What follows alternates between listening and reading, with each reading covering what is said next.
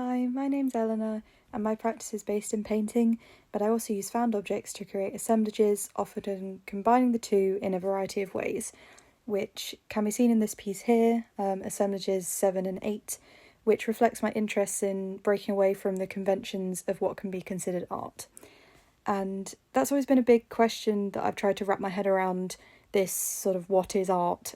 And that's why found objects are so appealing to me, as I can display them in ways to raise this idea that art objects are ready-made, they just have to be treated as such.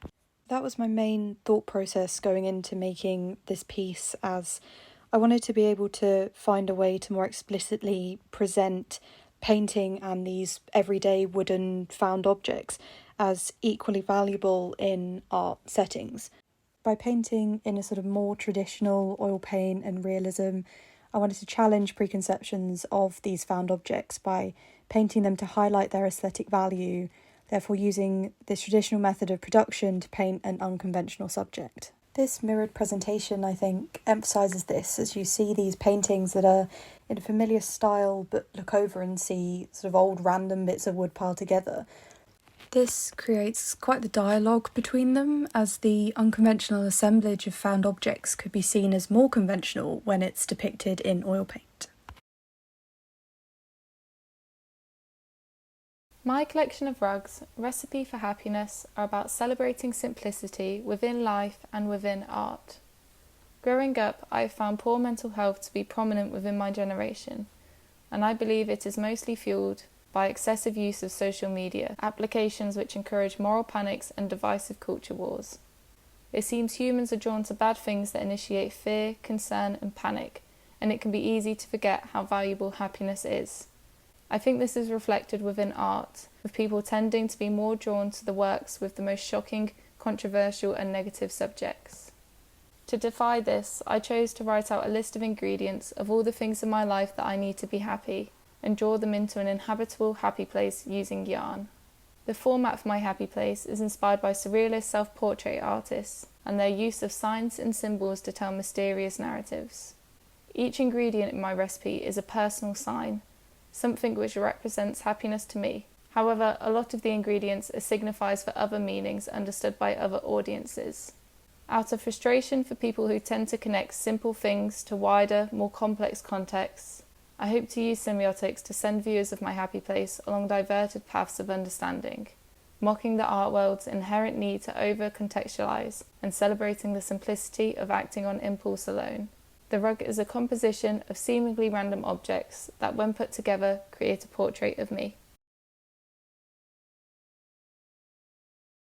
Hollywood has presented Eastern civilizations as unruly, mysterious, and bizarre for the past decades. In my judgment, cinema adaptations such as Lawrence of Arabia, Indiana Jones, Lord of the Rings, Kill Bill, even Sex and the City are guilty of stereotyping Eastern culture as culturally backwards and dehumanizing Eastern people. It is worth noting that in these narratives, Eastern men tend to be emasculated and Eastern women are overly sexualized. All of these misrepresentations merge from the notion of Western domination over foreign territory. These deliberate mischaracterizations reinforce the colonial agenda that the Orient is at the bottom, something either to be feared or controlled. It exists only in opposition to the rational and superior West. This juxtaposition can be caught sight of in art history, beginning with 18th century British and French imperialism. These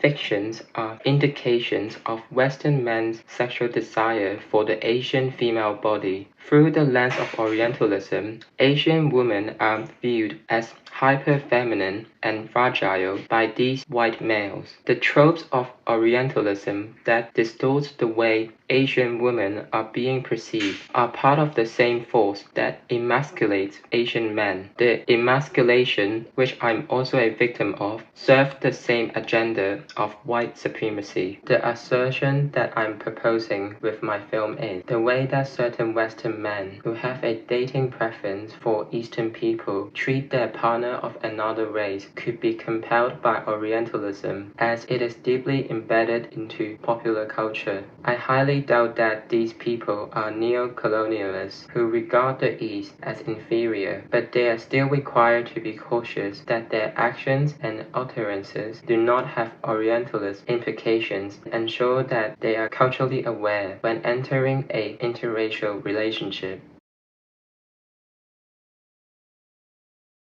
I wanted to create a fully immersive world that was run by animals. I take inspiration from childhood tales such as Wind in the Willows. I like to look at different animals and think, what sort of role would they play if they had the abilities that a human has? A mole isn't able to see very well, so would he work in an optician's? Or would a snake play the tuba? Each felted creation has a name and has different characteristics. I've always imagined what the world would be like. Would it be much friendlier than the real world? Is it more of a place to escape? The Rob's Inn would be a bustling social hub, and the Hamstrings Gym, which is my most recent creation, would be the ultimate place to work out. These environments also double up as doll houses. So I'd like that people would be able to look at the individual elements and play with them, get them out, see what makes each element and see the sort of detail that I've included. I've always been inspired by the Victorian humour. Maybe it was quite simple back then. There was a lot of puns and a lot of, you could just put a hat on a cat and you would laugh at it. My goal was to make as many people laugh with my wholesome creations as possible. So I'd just like to continue that. I feel like the possibilities are endless with what I do, and hopefully I'll be able to continue and I'll be working on a lot more. Hello, I'm Annabel, and I hope you enjoy my Equilibrium exhibition for Ripe. Equilibrium is my time-based response to the everyday but highly complex phenomenon of balance. For my installation, I used digital scans of my body together with more traditional sculptural methods to experiment with semi-abstraction, digital manipulation, and obfuscation within figurative sculpture. The Merriam-Webster dictionary states that equilibrium is a normal balanced state of the body that is maintained by the inner ear and that keeps a person or animal from falling. I relate to this as I experience an everyday disruption of constant spinning sensation through vertigo. I've used my figurative form to abstract from for the purpose of illustrating my narrative around the dynamic state of equilibrium involved in achieving the phenomenon of balance in the human form. These sculptural bodies become vessels for manifestation of the phenomenon. The immersive nature of the installation conveys the complexities and interactive nature of all of the senses involved, and considers environment impact and the transformation over time. The different patterns of the three bronzes mimic the effects of environmental exposure over time on bronze statues. The way old marble statues disintegrate over time, such as the Greek statues with missing limbs and features, yet retaining beauty through their process of transformation, fascinates me. It sparked my research into classical sculpture, where drapery, columns, etc. were used as supports to maintain balance for the sculpture. I purposely leave some supports from my digital printing process in my work and embrace the loss of control arising from the glitches that occur along the way. My process of putting my sculpture's body scans through a repeated process of scanning, casting, rescanning, and digital manipulation is symbolic of the dynamic struggle to achieve equilibrium when experiencing disruptions. Hello there.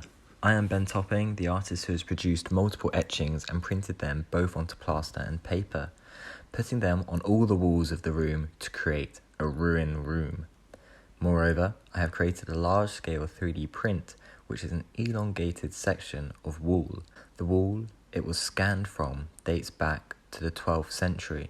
This piece of wall has been put through contemporary imaging software and further transformed into plastic. The etching depicts the ruins of Porchester Castle.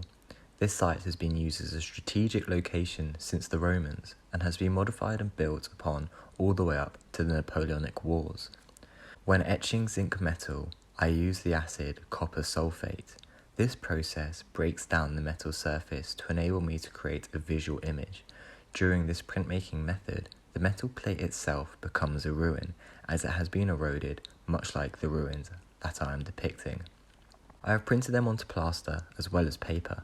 This enables the prints to be raised and to become more ruinous with their stained edges. During the casting, I disturb the plaster so that the images become faded and lose detail to invoke the feeling of loss and degradation. Moreover, these solid objects are more brittle, making them prone to smashing and crumbling.